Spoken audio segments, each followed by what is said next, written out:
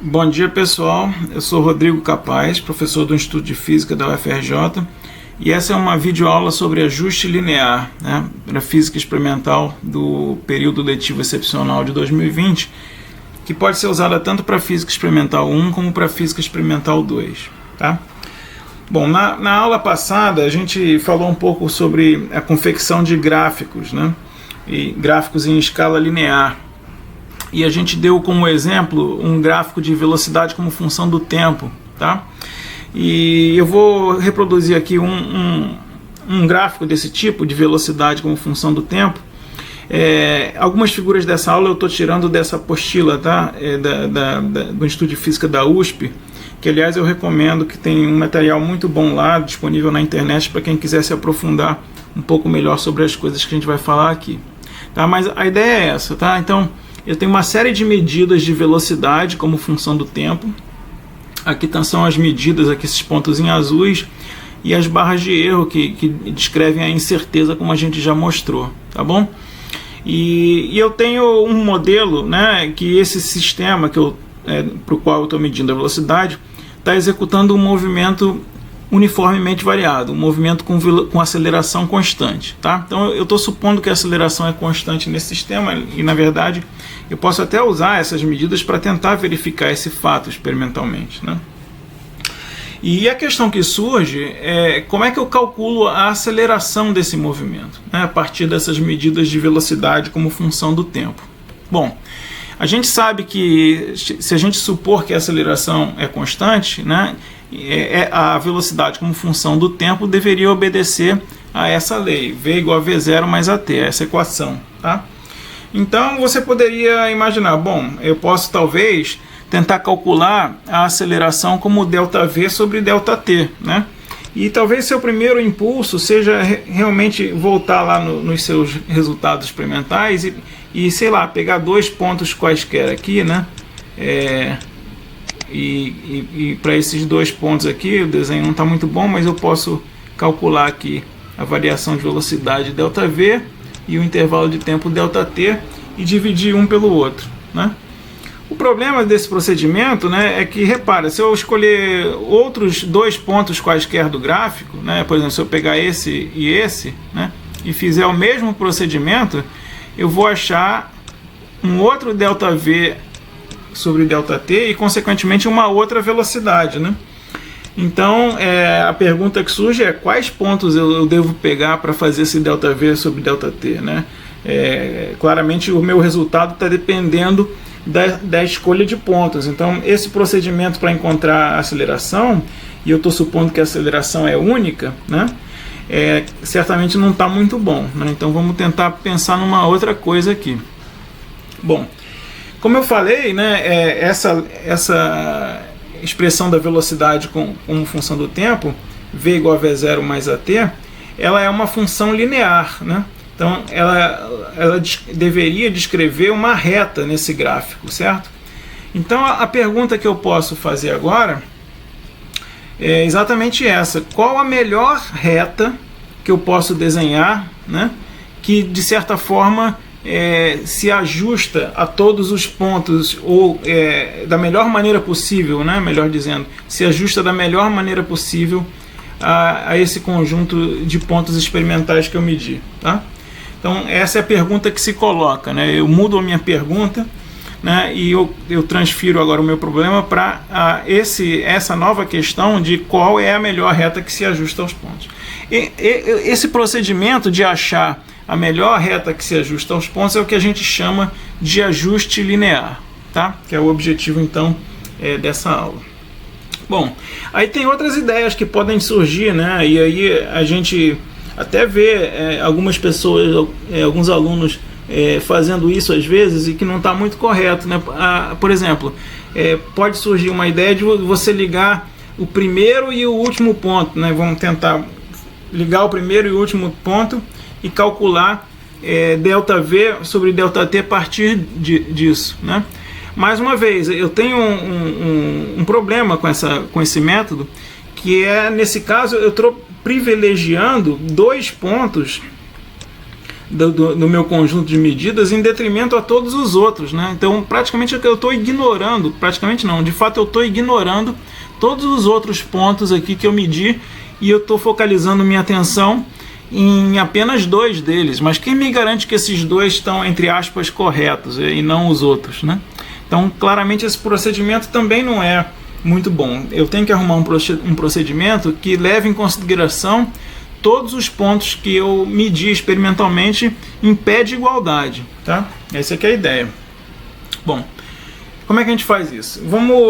O que eu vou fazer aqui é um procedimento que a gente pode fazer sem a ajuda de um computador, né? Sem um programa de ajuste. Inicialmente eu vou mostrar como é que se faz isso graficamente, né? Com papel e régua e lápis.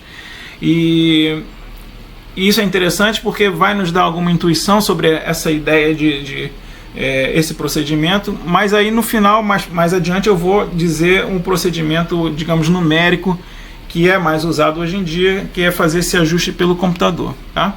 Mas vamos ver como é que a gente faria na forma de desenho mesmo, né? Com uma régua e com um lápis. Bom, a estratégia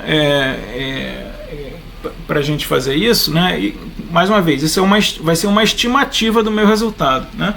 Mas uma estimativa que faz sentido é eu tentar desenhar uma reta, né? Que, entre aspas, passe próximo a todos os pontos, tá?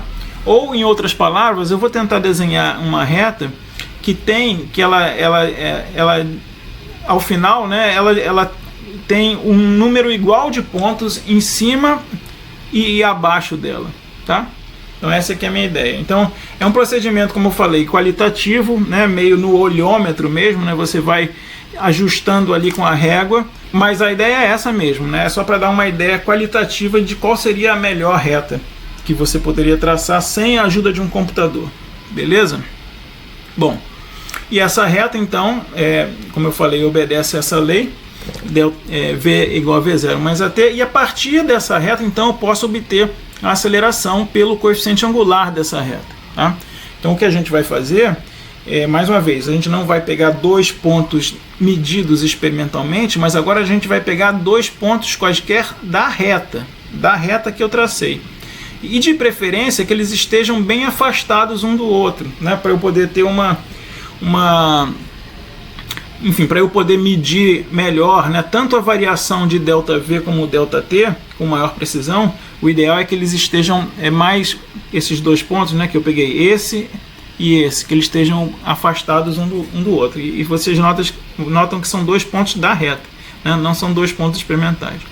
A partir daí, então, eu obtenho o que eu chamo de valor médio da aceleração, né, ΔV sobre ΔT, mas calculado dessa maneira. E eu posso também, de quebra, obter o coeficiente linear da reta, que é onde a reta cruza o eixo vertical, que é o meu valor médio, ou valor esperado da velocidade inicial V0. Beleza? Então, esse é o procedimento. Legal. Mas surge ainda uma pergunta, né? Como é que eu posso estimar a incerteza nessas 2 determinações que eu fiz, da aceleração e do V0? A gente já sabe que toda medida experimental ela tem uma incerteza, né? E essa determinação que eu fiz não deixa de ser uma medida experimental, né? Feita a partir de um conjunto de dados, mas é uma medida experimental também. Então ela deve ter também uma certa incerteza associada a ela, tanto uma incerteza na aceleração como uma incerteza na velocidade inicial. Bom, tem também um procedimento gráfico, né? Para fazer isso, né, mais uma vez sem usar o computador, que é o que a gente chama de método das retas máxima e mínima, que é o seguinte. Bom, antes de descrever o método, vamos pensar qualitativamente no que ele significa, né? Deixa eu voltar para essa reta aqui, e eu desenhei essa reta, e eu tenho que me perguntar, bom, quão precisa é a determinação dessa reta? Será que não haveria outras retas que eu poderia traçar que também poderiam descrever esse mesmo conjunto de dados experimentais? E essas outras retas, elas teriam outros coeficientes linear e coeficiente angular, né? E que então dariam origem a uma variação de valores para aceleração e uma variação de valores para a velocidade inicial. Então essa faixa de valores prováveis, né, de aceleração e de velocidade inicial é exatamente o que a gente denominou de incerteza de um ponto de vista mais qualitativo no início dessa série de aulas. Então é isso que eu vou tentar fazer agora, né? Qual é a faixa, entre aspas, qual conjunto de retas que eu posso traçar aqui que também descrevem de uma maneira razoavelmente boa esse conjunto de dados experimentais? Bom, como é que eu faço isso? Eu pego, aqui eu tenho os meus pontos experimentais medidos em azul e a faixa de incerteza em cada um deles. Eu vou desenhar mais dois conjuntos de pontos, que são esses quadrados aqui que eu desenhei, e esses triângulos que eu desenhei, que eu coloquei esses pontos exatamente no valor superior e no valor inferior da barra de erro, tá vendo? Tá? Então eu tenho agora três conjuntos de pontos: os círculos azuis, que são os valores experimentais, os quadrados, que eu chamaria dos valores máximos, né, para cada medida experimental, e os triângulos, que são o que eu chamaria de valores mínimos. Tá? E agora o que eu vou fazer é um procedimento igual ao que eu fiz para achar a reta média, digamos assim, né, que passa pelos pontos azuis. Eu vou fazer também para os quadrados e para os triângulos. Tá? Então, assim, essa reta aqui de baixo, se você prestar bem atenção nela, você vai ver que é uma reta que está tentando descrever os valores mínimos, né, das nossas medidas, quer dizer, o valor médio menos a incerteza. E a reta superior, ela está tentando passar próximo ou passar isso mesmo, passar próximo a todos os valores máximos, né? O mesmo procedimento que eu fiz anteriormente, só que em vez de fazê-los para os pontos experimentais, que são azuis, eu faço para os valores mínimos e máximos de cada uma medida experimental. Tá? Bom, aí eu tenho mais duas retas, que são essas duas retas tracejadas aqui. Reparem que essas duas retas, elas certamente não têm o mesmo coeficiente linear e nem precisam ter também o mesmo coeficiente angular. Tá? São outras retas. Bom, o que eu faço agora? A próxima etapa é o seguinte: eu pego o valor mínimo da minha medida no eixo horizontal, que nesse caso é o eixo do tempo, e o valor máximo. E para esse valor mínimo, eu vejo onde essas retas tracejadas, né, cruzam o valor mínimo. Né? Então eu determino isso e desenho essas duas estrelas aqui. Né? A estrela de baixo é onde a reta de baixo cruza o valor mínimo do tempo, que no caso é 1 segundo, e a estrela de cima é onde a reta de cima cruza esse valor. E a mesma coisa eu faço para o valor máximo aqui próximo a 9, tá? Mais duas estrelas aqui. E a partir dessas duas estrelas, eu traço outras duas retas, que são essas que fazem uma espécie de X aqui. Eu ligo o mínimo dessa aqui com o máximo desse ponto aqui. E eu também ligo o valor máximo desse ponto aqui com o valor mínimo desse ponto aqui. Eu ligo as estrelas duas a duas, tá? E repara, quando eu faço isso, eu obtenho mais duas retas, são essas em formato de X. Agora eu vou apagar todo o resto para não ficar confuso o desenho, né? E essas duas retas, eu apaguei as estrelas, na verdade, né? Essas duas retas, com a inclinação pequena, eu chamo de reta mínima, e com uma inclinação maior, eu chamo de reta máxima. Repara que essas duas retas, né, juntamente com a reta média que eu descrevi no slide anterior, elas de certa maneira descrevem esse conjunto de pontos de uma maneira aceitável, digamos assim, né? Então a reta mínima seria a reta com o menor coeficiente angular possível que eu poderia traçar, que ainda passa razoavelmente perto de todos os pontos, e a reta máxima é a reta com o maior coeficiente angular que ainda passa de uma maneira razoável pelo conjunto de pontos. Tá? Então eu defini um procedimento que é qualitativo, né, mas que satisfaz o que eu estava querendo fazer, né, achar uma variação, digamos assim, de todas as retas possíveis. E eu fiz isso através desse procedimento de retas máxima e mínima. Tá ok? Bom, legal. Mas aí, como é que eu determino a partir disso, né, a incerteza nos valores da aceleração e da velocidade inicial. Vamos escrever aqui. Então, vamos lembrar aqui, quer dizer, eu tinha no slide anterior uma reta, né, que eu desenhei, que eu vou chamar de reta, vou chamar de média, tá?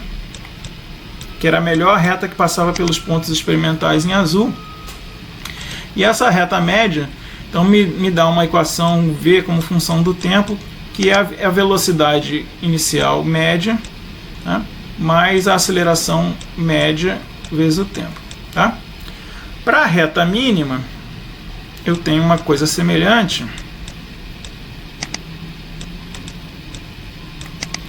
Eu vou ter V como função do tempo, é igual, repara, a reta mínima ela é a que tem menor coeficiente angular, mas se você reparar aqui, ó, ela que vai te dar, né, essa reta mínima vai te dar o maior coeficiente linear, né, e o menor coeficiente angular, maior coeficiente linear. Então, a equação dessa reta mínima, eu vou chamar de V0 máximo, porque vai me dar o maior V0, coeficiente linear, mais um A mínimo, que vai me dar o menor coeficiente angular, vezes T. Tá? E de forma semelhante, a reta máxima, a partir da análise dos coeficientes linear e angular dela, né, vai me dar um V0 máximo. Não, desculpa. A reta mínima é o V0 máximo, e a reta máxima vai me dar um V0 mínimo, e a aceleração máxima, a máxima vezes T. Tá? Então, esse é o conjunto de 3 retas que eu tenho no final do procedimento. E as incertezas, então, vão estar relacionadas a essas variações, né? Desde o A mínimo até o A máximo, passando pelo A, né? O A médio. Tá? Então, eu vou definir como a incerteza como a metade da variação total, né? Ou seja, a incerteza na aceleração, eu vou calcular como o módulo da aceleração máxima menos a aceleração mínima, dividido por 2, e a incerteza na velocidade inicial, eu vou calcular como o módulo do V0 máximo menos V0 mínimo, dividido por 2. Tá ok? Então esse é um procedimento que te permite estimar, né, tanto os valores médios como as incertezas dos coeficientes angular e linear dessa reta. Nota que eu fiz isso para esse exemplo, né, velocidade como função do tempo, mas isso pode ser feito para qualquer grandeza em função de outra grandeza que tenha uma função linear, né, cuja dependência seja linear, descrita então por uma reta. E a gente vai ver várias aí relações lineares ao longo da disciplina de física experimental. Tá? Bom, então é isso que você faria assim, de maneira um pouco qualitativa, usando papel, lápis e régua. Tá? Agora, o procedimento que vocês vão fazer, de fato, hoje em dia, o que é mais comum, é usar o computador. Né?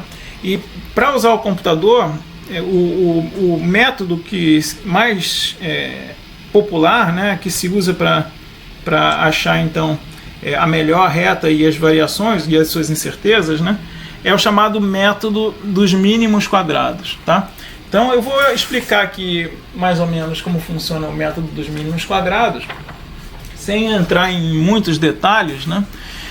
Mas acho que é legal pelo menos mostrar mais ou menos o que o computador está fazendo, né? Para que não seja uma espécie de caixa preta, né? Que ele faz uma coisa que você não sabe direito o que é. Né? Então é sempre legal tentar entender de onde vem aquele número que o computador cospe para você, né?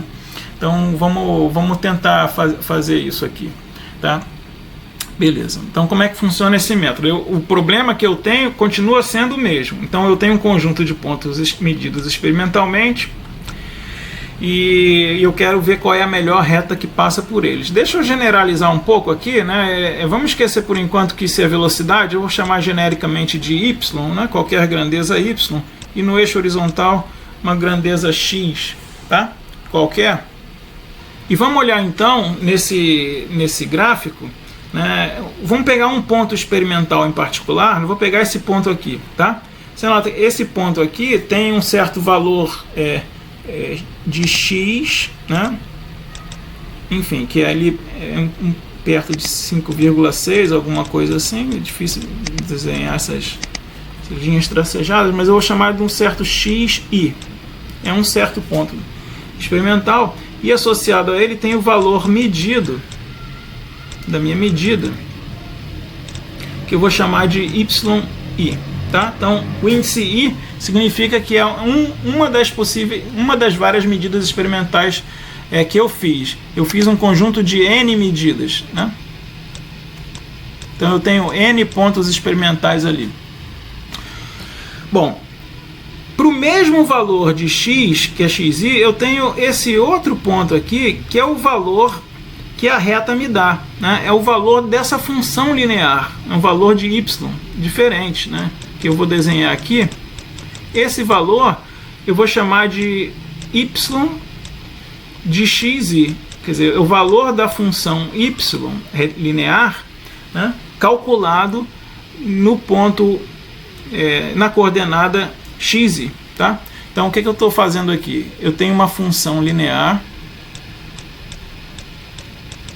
que é uma reta, né? Descrita por uma reta, y é igual a x mais b. Tá? E o que eu estou calculando ali, então é importante vocês verem a diferença entre essas duas quantidades, né? Uma coisa é o valor experimental yi, e a outra coisa é o valor da função y calculada no ponto xi, tá? Que é a xi mais b, certo? Então repara que existe, ou pode haver, né? Em geral vai haver uma diferença entre esses dois valores, esses dois valores de y, tá? Então essa diferença entre um ponto e outro, que eu vou rabiscar aqui, né? A diferença entre y e y de xi, eu vou chamar de delta i, certo? Então delta i eu estou chamando da diferença de yi, valor do ponto experimental, menos y de xi, o valor da função linear naquela coordenada x, né? Naquele valor de x, tá? Beleza. Então, repara, vamos tentar agora voltar ao nosso objetivo inicial. O que eu gostaria, né? Eu gostaria de achar a melhor reta que passa por esse conjunto de pontos. Num mundo perfeito, eu gostaria, na verdade, que todos esses delta i fossem iguais a zero, né? Que a reta passasse em cima de todos esses valores experimentais medidos, né? Mas claramente isso não é possível, né? Não tem uma reta que passa exatamente por todos esses pontos. Então eu poderia pensar no seguinte procedimento: eu gostaria que o delta i somado por todos esses valores fosse igual a zero, tá? Porque aí eu vou ter valores positivos, valores negativos de delta i, né? Quando a reta tivesse abaixo ou acima dos pontos experimentais, mas somando por todos os pontos, esses valores positivos e negativos fossem iguais a zero, seria legal. Bom, isso é um procedimento, mas do ponto de vista matemático não é a melhor maneira possível de fazer um problema, tá? Do ponto de vista matemático, e vocês ou já viram ou vão ver em cálculo, é melhor formular o problema como um problema de minimização, de você achar máximos e mínimos de uma certa função. E isso não é a mesma coisa que impor que o valor da função tem que ser igual a um certo número, no caso zero, tá? Então, vale mais a pena eu definir uma outra quantidade que vai ser, de fato, a soma dos quadrados desses delta i. Eu vou chamar essa quantidade de Q quadrado. Ela vai ser a soma de I igual a 1 até N para todos os meus pontos experimentais, de ΔI ao quadrado, dessas diferenças agora ao quadrado. Bom, quando eu elevo uma coisa ao quadrado, ela passa a ser sempre positiva, né? Então esse Qi quadrado vai ser sempre positivo. E o que eu quero fazer agora? Eu quero que ele seja o menor possível, né? Ainda positivo, mas o menor possível, né? Mais uma vez, pensando naquela ideia de que os ΔI estão próximos de zero na média, né? Então, essa aqui é a minha ideia. O meu procedimento chamado de mínimos quadrados, ele tem esse nome porque eu defino essa quantidade, que é a soma dos quadrados das diferenças, e eu vou minimizar essa quantidade, né? Tentar encontrar a reta tal que essa quantidade seja mínima. É por isso que se chama método dos mínimos quadrados. Beleza? Bom, e aí tem várias maneiras de fazer, e aí o seu computador vai mexer lá na reta, para lá e para cá, numericamente, até achar os valores, ideais, né, que minimizam essa quantidade, e ele vai cuspir para você lá o valor médio de A, o valor médio de B, o coeficiente angular e linear, e também as suas incertezas, ΔA, ΔB. Tá? Isso é geral, né, para uma função qualquer. Para uma função linear como essa, isso dá até para fazer analiticamente, ou seja, existem expressões exatas para os valores de A, B, ΔA e ΔB. Tá? Então, em última análise, é isso que o computador faz. Tá? Sem entrar muito em detalhe, nesse caso específico, sobre essas expressões exatas, né? Mas é bom saber que elas existem para esse caso linear. Em cursos mais avançados de teoria de medidas físicas e teoria de erros, vocês podem até ver as expressões para o valor médio e para a incerteza dos coeficientes linear e angular da reta. Tá? Bom, isso é um procedimento. Mas vamos um pouco mais adiante. Repara que eu não levei aqui em consideração, em nenhum lugar, as incertezas, né? E eu gostaria de levar em consideração de alguma forma as incertezas, né? Tem como fazer isso? Bom, tem como fazer isso. Então, o próximo passo é levar em consideração as incertezas, né? Levando em conta as incertezas. E aí eu vou levar em conta as incertezas só na grandeza y, né? As incertezas, as barras de erro verticais. Tá? Eu vou dizer que cada ponto experimental medido tem uma incerteza ΔY. Tá? Então eu vou chamar essas incertezas de esse delta minúsculo y. Tá? Não confunda com o delta maiúsculo, que tem um outro significado. E aí, a partir disso, eu vou usar uma outra definição, eu vou redefinir esse meu Qi quadrado de uma maneira interessante, que em vez de somar só pelas diferenças ΔY maiúsculo ao quadrado, eu vou somar pela razão de ΔY pela incerteza delta minúsculo y ao quadrado. Tá? Vamos olhar essa expressão, e aí eu vou minimizar essa quantidade, né? Agora eu vou tentar achar mais uma vez o valor mínimo disso. Tá? Mas vamos olhar essa expressão, como é que ela é interessante. Primeiro, Qi quadrado agora definido dessa forma se tornou uma quantidade adimensional, né? Que eu estou dividindo os dois deltas que têm dimensão de y, qualquer que seja a grandeza y que você está considerando, divido um pelo outro, fica uma grandeza adimensional, sem unidade, tá? E eu estou elevando isso ao quadrado.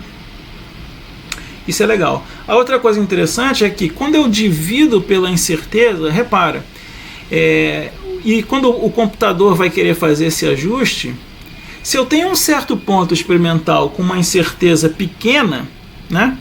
E a incerteza está no denominador, o computador ele vai tentar fazer com que a reta ou qualquer outra função, né, em outro caso que eu, por exemplo, queira fazer um ajuste que não seja uma reta, ele vai querer, entre aspas, ele vai dar mais peso, né, ou vai privilegiar ou vai tentar passar mais próximo essa reta dos pontos com menor incerteza. Repara, porque a incerteza está no denominador, então quanto mais próximo eu passar desses pontos com incerteza pequena, menor vai ser o meu Qi quadrado, né?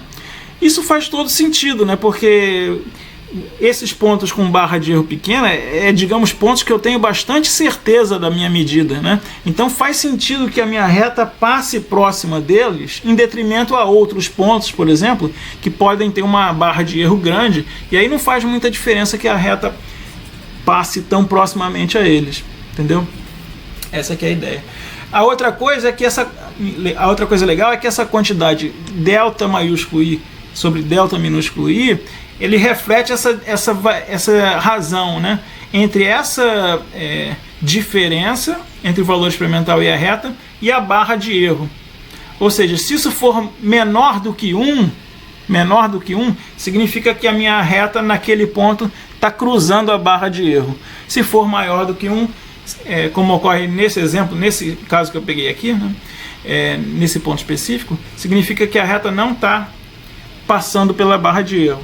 Então essa diferença entre essa razão ser maior ou menor do que 1 também é legal para a gente vai ver daqui a pouco, para a gente analisar a qualidade do nosso ajuste, tá? Beleza. Finalmente, vamos sofisticar ainda mais essa expressão para voltar a esse ponto que eu acabei de falar. Como é que a gente analisa a qualidade do nosso ajuste linear, né? Como é que a gente vê se o nosso ajuste linear ficou bom ou não? Bom, claramente eu tenho que ver o Qi quadrado menor possível, né? Menor possível. Mas se eu quero comparar dois ajustes diferentes que eu fiz, assim, um tem um conjunto de 10 medidas experimentais e outro tem um conjunto de 100 medidas experimentais para a mesma quantidade, fica meio difícil fazer essa comparação, né, por causa desse somatório aqui. Eu estou somando em N, então, de alguma maneira, eu vou ter que, para comparar o Qi quadrado de dois conjuntos de dados com um número de medidas diferentes, seria bom eu normalizar, né, ou dividir por N, talvez, né? Tá claro, né? Porque se eu tenho 100 medidas, mesmo que a reta passe muito próxima a eles, né, certamente eu vou estar somando quantidades positivas aqui 100 vezes que podem não refletir o fato de que a reta passa muito próximo a esses pontos, quando eu comparo, por exemplo, com um conjunto de 10 medidas, que eu estou somando muito menos quantidades, mas a reta pode estar passando longe dos pontos, né? Então eu vou definir uma outra quantidade que eu vou chamar de Qi quadrado reduzido, onde eu pensaria em dividir por 1 sobre N, tá? Mas de fato a definição dessa quantidade, ela divide por 1 sobre, no caso da reta, N menos 2. Eu já vou explicar por quê, tá? Então no caso da reta, esse Qi quadrado reduzido, ou também chamado de Qi quadrado por graus de liberdade, já vou explicar por quê, tá? Esse somatório de ΔI sobre ΔI ao quadrado. Essa é, em última análise, a quantidade que a gente vai olhar. Vocês vão olhar um dos programas que a gente usa para fazer ajuste linear, que está disponível gratuitamente lá na nossa página para os alunos de Física Experimental, é o QTI-Plot, né? E vocês vão ver que depois que ele faz o ajuste, ele dá para você os valores médios, né, e as incertezas, e também dá para você o valor dessa quantidade Qi quadrado reduzido, que ele escreve como Qi quadrado, eu acho que é alguma coisa assim, sobre DOF, né, que em inglês é Degrees of Freedom, graus de liberdade. Então prestem atenção nessa quantidade, porque é ela que vai medir a qualidade do seu ajuste no final das contas, né? Então a questão é, por que eu estou medindo, por que eu estou dividindo por N-2 e não dividindo por N, tá? Então vamos olhar aqui num outro slide, e eu vou só reproduzir aqui a expressão que eu tinha antes para o Qi quadrado reduzido. Soma por todas as medidas de 1 até N, da razão entre aquela diferença, né, ΔI, sobre a incerteza, ao quadrado. Tá? Bom, então, o que ocorre? Por que ele tem no denominador esse fator n-2 e não um fator n? Né? Vamos pensar um pouco. Vamos supor que eu estou olhando um conjunto de medidas e eu quero fazer um ajuste linear, né, e eu tenho somente duas medidas. Né? Um ponto experimental aqui, um ponto experimental aqui. E aí nem importa se tem barra de erro ou não, vou botar aqui a barra de erro, mas se eu tenho só duas medidas, né, é claro que eu posso passar uma reta exatamente pelos pontos experimentais, porque dois pontos definem uma reta, certo? Bom, vamos entender melhor por que isso acontece. Por que quando eu tenho dois pontos eu consigo passar uma reta exatamente por eles? Né? É só a gente olhar de novo para a equação da reta. Né? Y é igual a ax mais b. Tá? A equação da reta tem dois parâmetros que eu posso, livres, né, que eu posso ajustar para modificar a minha reta, que são o a e o b, que são o coeficiente angular e o coeficiente linear. Então, variando esses dois parâmetros, eu mudo a minha reta, então eu consigo passar por esses dois pontos. É bom não confundir, né, parâmetros a e b com as variáveis x e y, né, são coisas diferentes. Tá? Então, o ponto crucial é que eu tenho dois parâmetros de ajuste. Certo? Então nem faz muito sentido essa expressão para o Q quadrado quando eu tenho duas medidas só. Né? Quando n é igual a 2, não faz nem sentido falar de ajuste, porque o meu ajuste é perfeito. E nem muito menos falar em qualidade do ajuste. Só faz sentido falar nessas quantidades no Q quadrado quando eu começo a ter mais 1.3 pontos, 4 pontos, né? Mais pontos. Aí sim, eu vou realmente ter que fazer um ajuste da minha reta e ela não vai passar por todos os pontos e eu posso então falar na qualidade desse ajuste, certo? Então, de fato, o número de parâmetros relevantes para o meu ajuste são só aqueles acima de n igual a 2, né? A partir de n igual a 3. É isso que a gente chama de graus de liberdade. Número de graus de liberdade.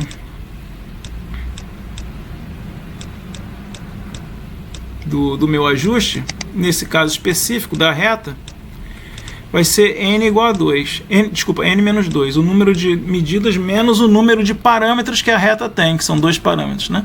Isso vai ser verdade em geral, né, para uma função qualquer. O número de graus de liberdade vai ser sempre igual ao número de medidas físicas, né, que eu realizei, menos o número de parâmetros que a minha função tem para serem ajustados, certo? Então é só a partir de n igual a 3, nesse caso da reta, é que faz sentido a gente falar na qualidade do ajuste ou comparar, né, dois ajustes diferentes. Né? Então essa é a quantidade pela qual eu tenho que normalizar, pela qual eu tenho que dividir o Q quadrado para ter realmente uma medida da qualidade do meu ajuste. Beleza? Essas coisas eu estou falando assim meio de forma qualitativa, né? Eu espero que eu esteja sendo convincente e que vocês estejam entendendo o que eu estou falando, mas de fato é possível ser mais rigoroso do ponto de vista matemático, né? E entender, enfim, de uma maneira, como eu falei, rigorosa, por que eu tenho n menos 2 no denominador, né? Mas só que isso estava um pouco fora do objetivo dessa disciplina de FISESP 1 ou FISESP 2. E, enfim, eventualmente vocês talvez vejam isso aí em cursos mais avançados de teoria de erro ou teoria da medida, tá? Beleza, só para finalizar, deixa eu falar um pouco sobre o que tipo de conclusão você pode ter quando você olha esse Q quadrado reduzido ou Q quadrado por graus de liberdade, né? Como eu falei, isso vai ser um dos números que o seu computador, quando fizer o ajuste, um dos números que ele vai te dar, né? E como está mais ou menos claro aqui, né, o ideal é que seja o mais próximo possível de zero, tá? Se ele for menor do que 1, então vamos lá, se Q quadrado reduzido é menor do que 1, a gente já pode dizer que o seu ajuste tem boa qualidade, né? Por quê? Porque, repara, Qi quadrado, isso significa, né, que essa razão das diferenças dividido pela incerteza, a maior parte delas certamente vai ser menor do que 1. Né? Ou seja, a sua reta vai estar certamente cruzando pelo menos a barra de erro de todos os seus pontos experimentais, né? E ao passo que se for o contrário, né, se Qi quadrado reduzido for maior do que 1, aí em geral a gente diz que o seu ajuste tem má qualidade, né? Mas enfim, isso pode ser devido a 2 motivos, tá? O primeiro motivo é que talvez de fato os seus pontos não estejam sendo bem descritos por uma reta, né? Talvez o modelo de uma reta, né, o modelo teórico de uma reta não está servindo para descrever os seus dados experimentais. Por exemplo, no experimento de queda livre, onde você está olhando a velocidade como função do tempo, deveria ser aceleração constante. Mas se o seu sistema realmente não consegue fazer com que a resistência do ar seja desprezível, certamente você vai ter efeitos de resistência do ar que vão desviar o seu gráfico de uma reta. Então, às vezes, o seu ajuste por uma reta não é tão bom, tá? Esse pode ser um motivo.